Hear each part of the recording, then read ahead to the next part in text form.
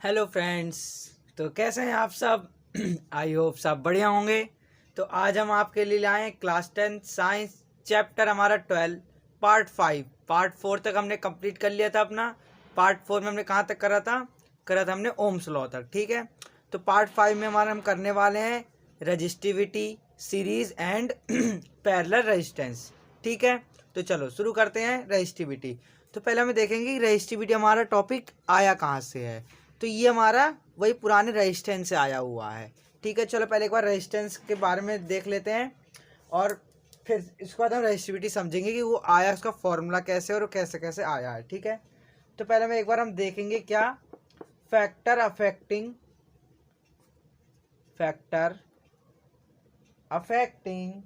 The resistance of a conductor. Resistance of a conductor. ठीक है। ये है। तो कौन कौन से फैक्टर हैं जो इसे करते हैं। तो देखो आप समझना पड़ेगा आपको कि लेंथ ऑफ अ कंडक्टर, पहला तो आपको याद करना है इन्हें, क्या लेंथ ऑफ अ कंडक्टर। ठीक है। कंडक्टर की length, area of cross section, area of cross section.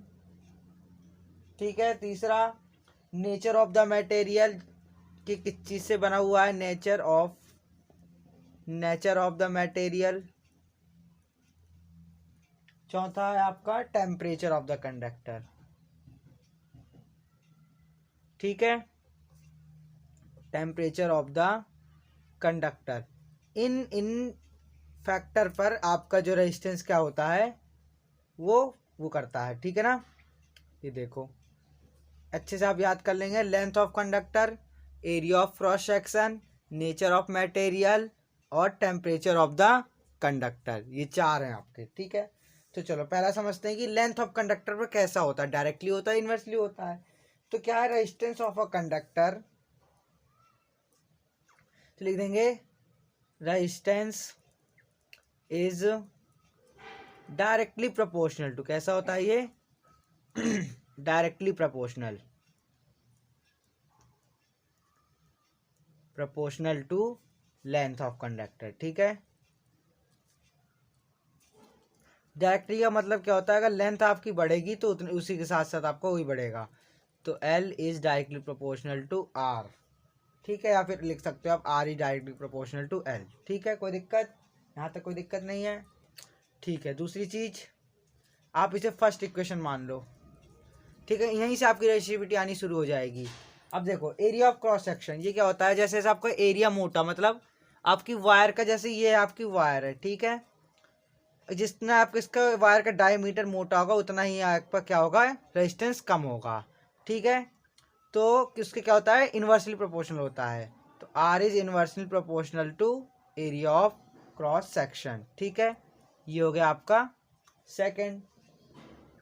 अब देखो जैसे इसने कही है कि क्या कही है, क्वेश्चन था हमारे पास, resistance of a wire inversely proportional होता है। ठीक है। स्क्वायर ऑफ डायमीटर के, याद रखना आप किसके, डायमीटर के स्क्वायर के और एरिया ऑफ क्रॉस सेक्शन के। मान लो इसने आपसे एक क्वेश्चन कहा कि एक क्वेश्चन है कि diameter of the wire is double.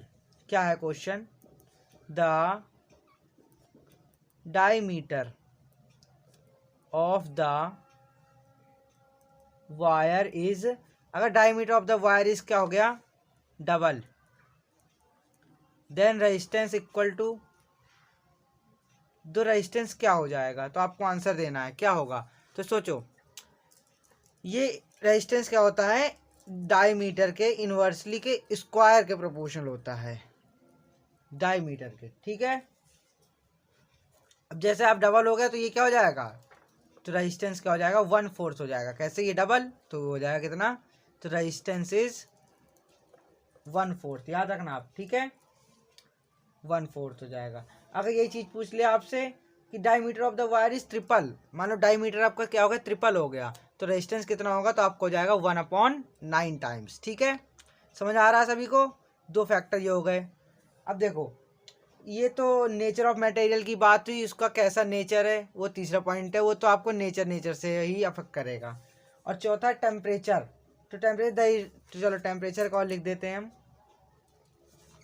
Temperature कैसा है, the resistance of all the resistance of all pure metal increases all pure metal increases on raising the temperature। क्या कहा इसने, सभी का रेजिस्टेंस बढ़ता है, जैसे जैसे टेम्परेचर बढ़ता है वैसे वैसे उसका रेजिस्टेंस भी बढ़ता है। इसका मतलब टेम्परेचर क्या है, ये डायरेक्टली प्रोपोर्शनल होता है। ठीक है, तो चलो अब देखो यहीं से रेजिस्टिविटी आ जाएगी आपकी फ्रॉम 1 and 2 इक्वेशन। ठीक है, लिख दो यहाँ पर from equation number first and second, पहली और दूसरी इक्वेशन से क्या होगा, आर डायरेक्टली प्रोपोर्शनल एल के है और R directly proportional 1 area of cross section है, तो R is directly proportional to A और R is inversely proportional to, sorry यहाँ पर आर इज एल है, ये एरिया के है, तो आर इज डायरेक्टली प्रोपोर्शनल किसको आएगा, एल अपॉन ए। अब यहाँ पर एक कांस्टेंट चाहिए होगा, तो कांस्टेंट टर्म हम क्या लाएंगे यहाँ पर, रो का साइन ये होता है। ठीक है, एल अपॉन ए, ये बन गया रो। ठीक है, समझ में आ गया ना सभी को कि रो हमारा कैसे आया है। रो का मतलब होता है डेंसिटी। ठीक है, डेंसिटी मान लो या फिर देख अभी, ठीक है ना। चलो तो देख लेते हैं, लिख लेते हैं। आर यहाँ पर क्या है, रेजिस्टेंस है। ए क्या है, area of cross section, area of cross section है ये। ठीक है, और एल है आपका length of the wire, length of conductor या फिर वायर कुछ भी डाल दो आप। ठीक है, लेंथ ऑफ कंडक्टर है ये। समझ में आ रहा है ना सभी को। तो ये क्या होगा, कंडक्टर। अब देखो यहाँ से आप रो की फॉर्मूला निकाल सकते हो। रो को इधर रहने, इसको इधर ले जाओ, आर इंटू ए, और इसे नीचे ले आओ एल, ये बन गया किसका, रो का फॉर्मूला बन गया आपका। ठीक है, रो इसको क्या बोलते हैं हम, ये आपकी रजिस्टिविटी, याद रखना आप, इसे क्या बोलते हैं हम, रजिस्टिविटी। अब देखो इसकी एसआई यूनिट भी हम निकाल सकते हैं। पहले हम आपको बता देते हैं क्या होती है। SI unit of resistivity equal to क्या होती है, इसकी होती है ओम मीटर। क्या, ओम मीटर। ओम का साइन हमने आपको बताया था, ऐसा बल्ब से होता है, और ये मीटर। अब ये कैसे आई है, देखो आर, इसकी क्या होगी आपकी रेजिस्टेंस की, तो आपकी क्या होती है ओम। चलो देखो डिफाइन निकाल लेते हैं। आर की होती है ओम। ठीक है, एरिया की मीटर स्क्वायर और लेंथ की मीटर। 1 मीटर से 1 मीटर खत्म, क्या बचेगा, ओम मीटर। तो ये आ गई आपकी इसकी एसआई यूनिट। ठीक है, और कुछ इसमें बचा हुआ है, तो एक चीज़ और दी हुई है कि the resistance of a substance does not, चल लिख देते हैं, इसे नोट डाल के लिखना है आपको। एक जगह आप ऐसे नोट बनाएंगे, और क्या लिखेंगे, ऐसे बनाएंगे आप नोट, ये इंपॉर्टेंट चीज़ है। The resistivity of a substance, the resistivity of the substance, resistivity of the substance does not depend on its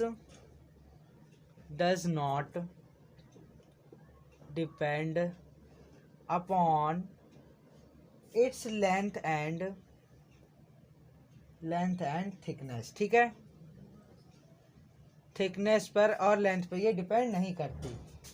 क्या है, इट डिपेंड अपॉन, किस पे डिपेंड करती है, it depend on the nature of the substance and it depend upon the nature of the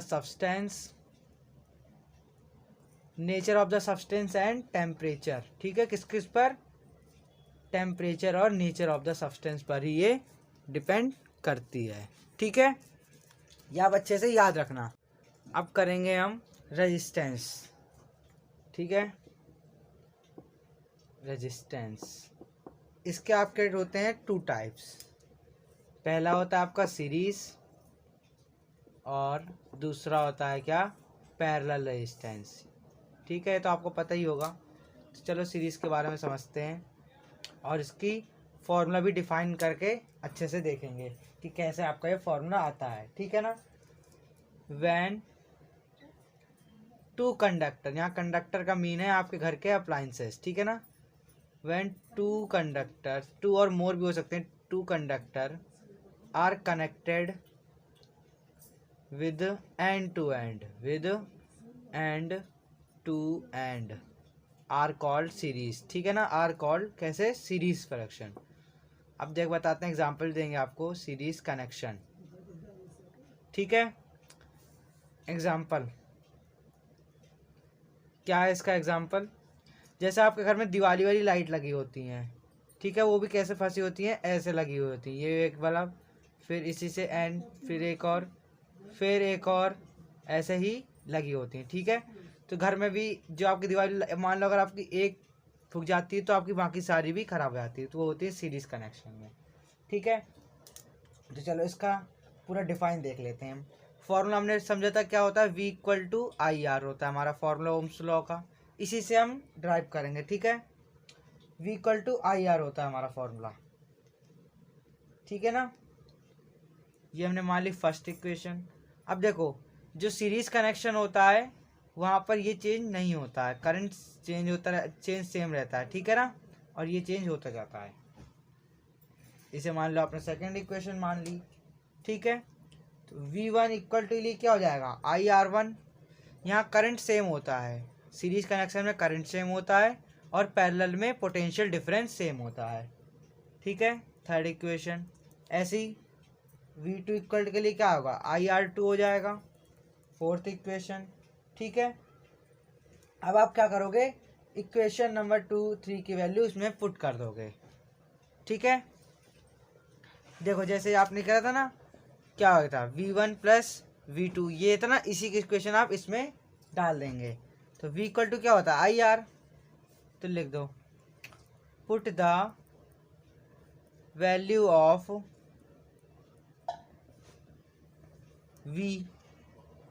V1 and V2 in equation number second, ठीक है। इसमें डाल दो, V की वैल्यू क्या होती है, IR, तो यहाँ लिख दो IR, I इंटू आर। फिर इस V1 की वैल्यू क्या आती है यहाँ पर, IR1 इंटू, सॉरी प्लस है यहाँ पर, ये IR2, ठीक है। IR यहाँ से I कॉमन, क्या बचेगा, R1 प्लस R2, I से I cancel, R equal to आ गया R1 प्लस R2।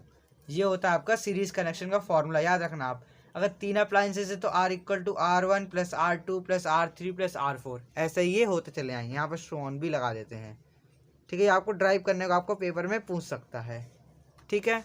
अब चलो पैरेलल देख लेते हैं। अब पैरेलल कनेक्शन कैसे होते हैं, ठीक है। तो देखो अब पैरेलल के बारे में समझते हैं, फिर इनका डिफरेंस भी देखेंगे हम। पैरेलल, अब ये कैसे होते हैं, पैरेलल होते हैं कौन से हैं, when two resistance are connected between the same 2 point, they are said to be parallel resistance, ठीक है। क्या कहते हैं इन्हें पैरेलल रेजिस्टेंस कहते हैं, जो दो एंड में कनेक्ट हो। मान लो जैसे कि ये आपके एक वायर गई, एक अप्लाइंसेस आपका इधर है, ठीक है, और इसी वायर से आपका एक इधर से ऐड होके ऐसे करके इधर करके फिर इधर से ऐसे है, ठीक है ना। तो ये कैसे कनेक्ट हैं, पैरेलल में कनेक्ट हैं, इन्हें बोलते हैं हम पैरेलल रेजिस्टेंस बोलते हैं। अगर यही चीज़ अगर इसमें, ये देखो आपको दिख नहीं रहा है, ये देखो, अगर आपको ये चीज़ ऐसे कनेक्ट हो जाती, एक फिर दो, फिर ये हो जाता कैसे, सीरीज कहलाता है हमारा, ठीक है। ये हो गया आपका पैरेलल, ठीक है। अब इसका डेरिवेशन देख लेते हैं कि आपका ये पैरेलल जो है कैसे आया हुआ है, ठीक है। अब देखो यहाँ भी ऐसे आप लिख सकते हो क्या, V equal to I R, इसमें भी आ जाएगा। ठीक है, तो देखो यहाँ उसमें पहले V था ना, पर यहाँ पर आपका क्या आएगा, यहाँ पर आएगा I। यहाँ पर करंट डिफरेंट होता है। ठीक है, यहाँ पर पोटेंशियल डिफरेंस सब में सेम होता है। दो के लिए ही कर रहे हैं हम। फर्स्ट इक्वेशन डाल दिया आपने। V इक्वल टू क्या होता है आपका, आई आर होता है। ठीक है, V इक्वल टू क्या होता है आपका, आई आर होता है। तो यहाँ पर आप इसमें I की वैल्यू निकालोगे आप। I की क्या हो जाएगी, V अपॉन R हो जाएगी। ठीक है, V की वैल्यू क्या हो जाएगी, ये हो जाएगी। अब I1 की वैल्यू क्या हो जाएगी, V R1। ठीक है, I2 की वैल्यू V R2। ठीक है ना, इसे सेकंड इक्वेशन मान लो, इसे थर्ड मान लो और इसे फोर्थ मान लो। तो आप I की सारी वैल्यू इसमें पुट कर दो। ठीक है ना, सबकी वैल्यू। अब देखो I इक्वल टू क्या था यहाँ पर, सॉरी हमने थोड़ा सा गलत कर दिया। ठीक है, कोई दिक्कत नहीं है, यहाँ तक इतना सही है। ठीक है, अब देखो यहाँ पर I की वैल्यू क्या आ जाएगी, यहाँ पर V अपॉन आर आ जाएगी। ठीक है ना, V अपॉन आर आ जाएगी। और I1 की वैल्यू क्या है, V अपॉन R1 है। यहाँ पर V अपॉन R2 है। तो यहाँ से आप V कॉमन ले लिया, मान लो कॉमन ही है, ये 1 अपॉन R इक्वल, यहाँ से आपने V कॉमन ले लिया, क्या बचेगा 1 upon R1 plus 1 upon R2। V से V कैंसिल, क्या बचा 1 upon R equal to 1 upon R1 plus 1 upon R2। ये आ गया आपका पैरेलल कॉम्बिनेशन का डेरिवेशन। ठीक है, आपको ऐसे ही करना पड़ेगा। ठीक है, यहाँ लिख देते हैं हम, put the value of I1 and I2 in equation number first. ठीक है, ये लिखना भी जरूरी नहीं था पर लिख दिया हमने। आपने इसकी वैल्यू, सबकी वैल्यू इसमें पुट कर दी, तो ये आपका आ गया पैरेलल का आंसर। ठीक है, और यहाँ पर आप 2 3 4 जैसे जैसे आपको कनेक्ट होंगे वैसे वैसे आप इसका आंसर निकाल सकते हो। ठीक है, समझ में आ गया ना सभी को। चलो, तो अब एक डिफरेंस भी कर लेते हैं सीरीज और पैरेलल में, फिर आज की क्लास खत्म। ठीक है, तो चलो देखते हैं।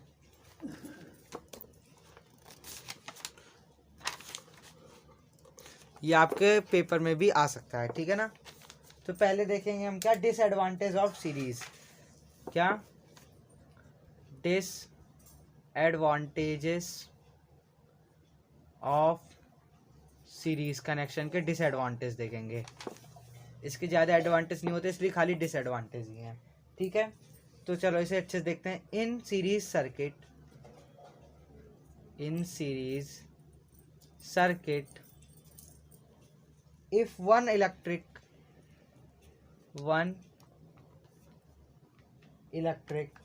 appliances stop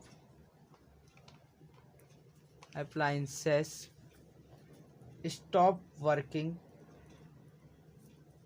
अगर सीरीज में एक स्टॉप करता है, मतलब कोई भी स्टॉप रहता है due to some defect, then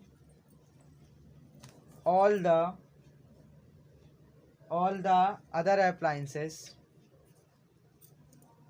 stop working।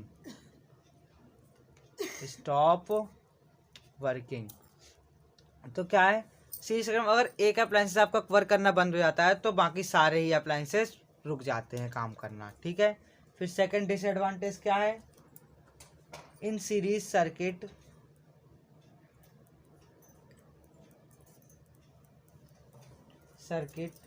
all the electrical appliances have only one switch due to which they cannot be turned on or off separately। तो देखो मतलब सीरीज सर्किट में क्या होता है, केवल एक ही स्विच होती है, मतलब बटन होती है, जिससे आप सभी को अलग अलग चालू और बंद नहीं कर सकते हो। ये इसका डिसएडवांटेज है। एक और है, क्या है, इन सीरीज सर्किट डायरेक्ट लिख देते हैं, the appliances do not get same voltage,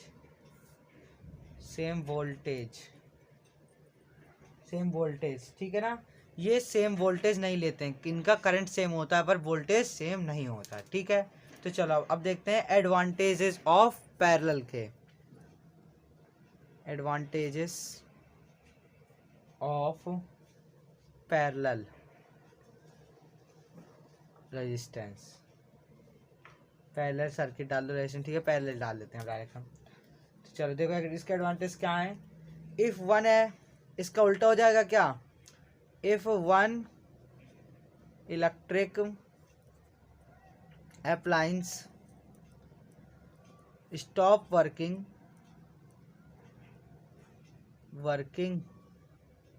due to some defect, then all other appliances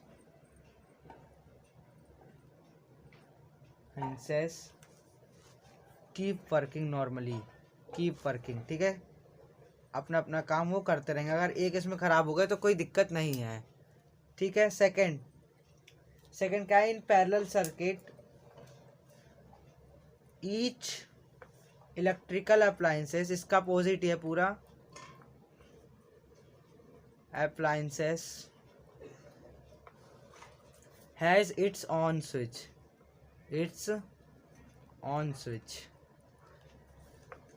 parallel में क्या होता है, सबका अपना अपना स्विच होता है जिससे वो चालू और बंद अब सेपरेटली हो सकते हैं, ठीक है। ये नहीं कि आपने अगर एक स्विच दबाया तो आपके घर की कूलर, टीवी, पंखा, सब चीज़ें चालू हो जाएगी, नहीं, एक ही चीज़ दबाओगे तो आप एक ही चीज़ उसकी ऑन होगी, ठीक है ना। एक और लिख लेते हैं, in each electrical appliances, advantage क्या है इसकी, each electrical appliances get the same voltage, ठीक है, सेम वोल्टेज लेते हैं of the power supply line, ठीक है, समझ गए होंगे सभी। तो इसके ये हो गए इसके एडवांटेजेस और इसके डिसएडवांटेज। तो यहाँ पर आज की क्लास होती है ख़त्म, मिलते हैं अपने नेक्स्ट वीडियो में और नेक्स्ट टॉपिक के साथ, ठीक है। तो सभी लोग सही से रहें, ध्यान से रहें, ठीक है, okay, bye bye, thank you.